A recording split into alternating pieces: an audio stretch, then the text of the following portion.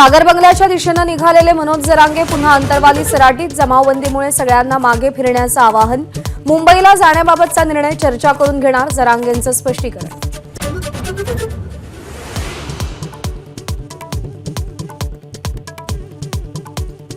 छत्रपती संभाजीनगर, जालना आणि बीडमध्ये इंटरनेट बंदी।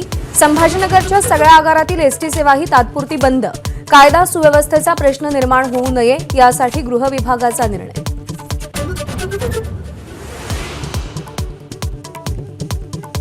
फडणवीसांनी लोकांच्या सहनशीलतेचा अंत पाहू नये, आजच्याच सगळे सोयऱ्याची अंमलबजावणी करावी, मनोज जरांगेंची मागणी।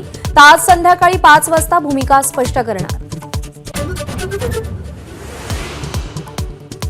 आजपासून राज्य विधिमंडळाचं अर्थसंकल्पीय अधिवेशन। उद्या अर्थमंत्री अजित पवार अंतरिम अर्थसंकल्प मांडणार।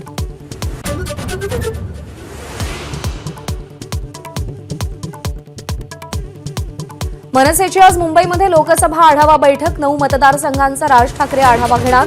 निवडणूक स्वबळावर की मित्र पक्षांसोबत यावरही चर्चा अपेक्षित।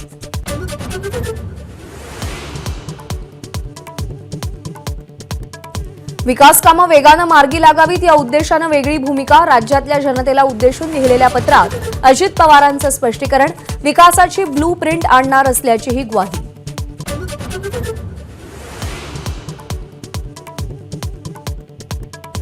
पणन कायद्यातील दुरुस्तीविरोधात आज 1 दिवस बाजार समित्या बंद राहणार, तर पुणे आणि नाशिकच्या बाजार समितींमध्ये शुकशुकाट।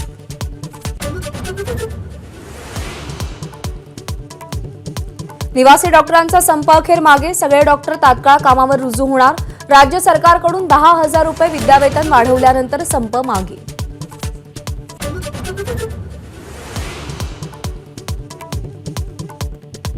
पश्चिम मुंबईमध्ये राहणाऱ्यांसाठी खुशखबर। गोखले पुलाची एक मार्गिका आज खुली होणार।